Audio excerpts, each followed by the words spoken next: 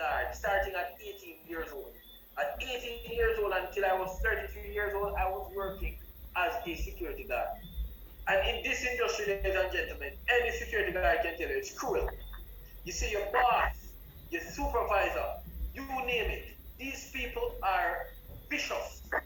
These people will come at you for the least of things. You see, if you do a million things right, and when you do one thing wrong, they will come down on you like a hawk for that one thing that you did wrong. So it was really unkind.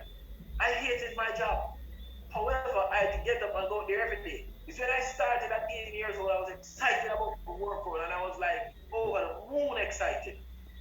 So I started working, and I was like, I'm going to make the best of this thing. I'm going to make the best of my job. I'm going to make it happen. And I started saving. From 18 years old until I was 21 years old, ladies and gentlemen, by saving my money, I thought I could make myself wealthy. But you know what happened? Reality hit. I moved in with a girl, and at the time she had a child. And we know when you're working that minuscule amount of money, all of your savings will come right down. And that's what happened to me. So fast forward, ladies and gentlemen, just about 2 years after moving in, my savings were depleted completely. And I was now working for free. For all of these years thereafter, I started working for free. And somebody may step in and say, Kiran, are you foolish? Why would you be working for free? And let me tell you why.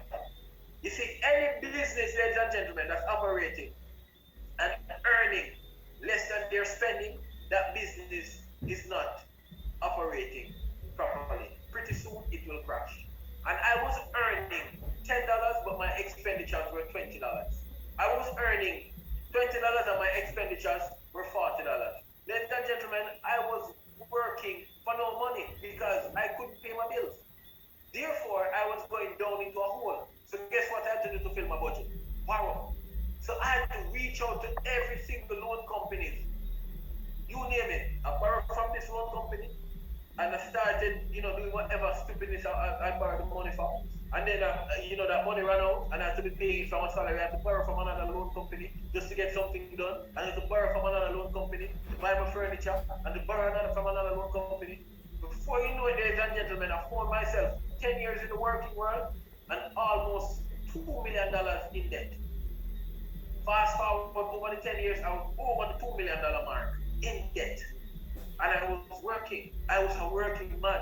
And they say I should go to school, get a good education, and get a good job. I was working my tail end off. And I was broke. I literally couldn't see my way through. Can anybody relate to this?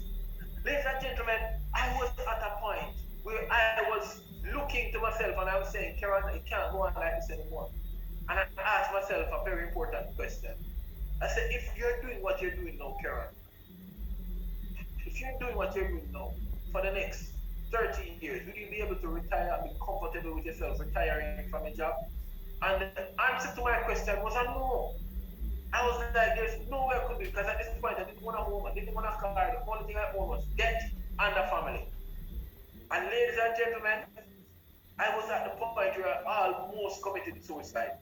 Because in 2011, I told myself, coming over into that new year, if by March of 2011, I did not see any difference, I was going to take my own life. I literally said that to myself because things were miserable. And guess what? God stepped in. I got saved just at the nick of time. And I saw a new lease on life. But ladies and gentlemen, my finances were still in disarray. I almost got locked up because I had borrowed some money, had a friend that guarantor, and I couldn't pay back the money. And as a result of that, they started taking the money from my friend. And I lost my job just in that time.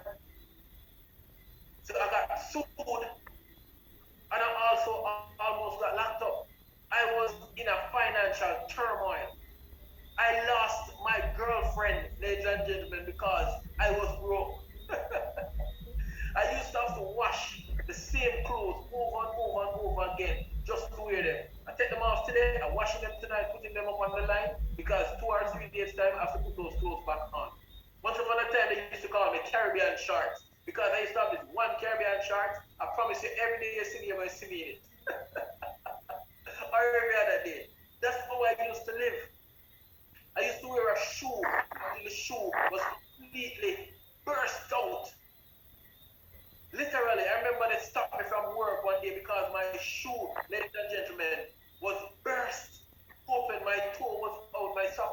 and I said, Karen, you cannot come to the job presenting our company looking like that. Go and get a show. This is my life. I'm sharing with you, ladies and gentlemen. This was me. I didn't have any big networks. I didn't know any rich people. I wasn't connected. I was living in Seaview Gardens, ladies and gentlemen, where you know Seaview Gardens was one of the most volatile communities at the time. That's where I lived, just next door to Riverton City. That's where I lived. I didn't know anybody at all. However, I had a dream. I had a vision for my life. And it did not end there. I got a new lease. When I found the Vida Divina, ladies and gentlemen, and I learned that I could use these here products to help people, to transform people's lives, and in return, transforming my life, I said, where I sign up. And ladies and gentlemen, I went to work. I went to work and I poured all of me in it. Within my first 24 hours, and as I say, this is not typical, within my first 24 hours, I was working at the Maypen Hospital then, in Clarendon, ladies and gentlemen. And working at the Maypen Hospital in Clarendon. And the funny thing about how I got there was because of the relationship that I was in with a beautiful and amazing young lady at the time who had to leave me because I was above, right? She had actually gotten me up there into her sister's house because her sister was living overseas, her sister and her husband, and I was staying at the house, here in the house for them because I was almost homeless. I was thrown out by my friend from her house, and I was almost homeless.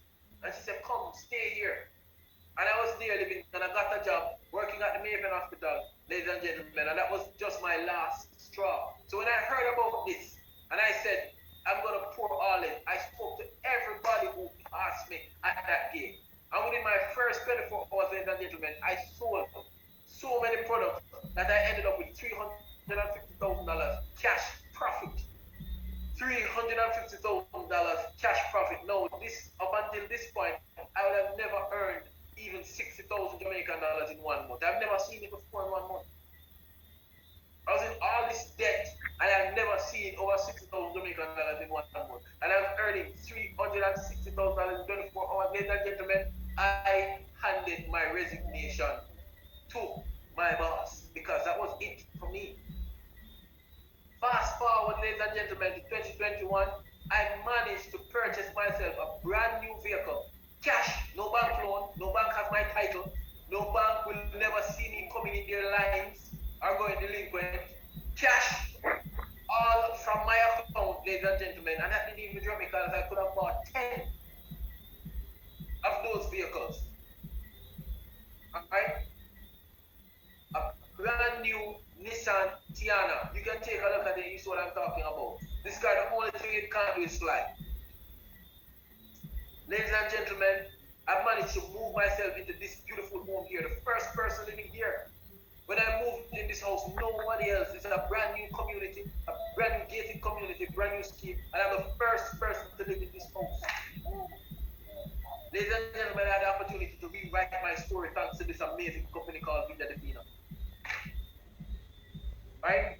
So if you're looking at us tonight and you're saying to yourself, can I do this? Ladies and gentlemen, if I can, coming out of 0.000, then I promise you, you can. And oh, by the way, I did not graduate high school. I did not graduate high school. So you may be smarter than I am. You may be way more brilliant than I am. I did not graduate high school. I did not know what it was like to go to the university, apart from when I used to work at Exeter as a security guard.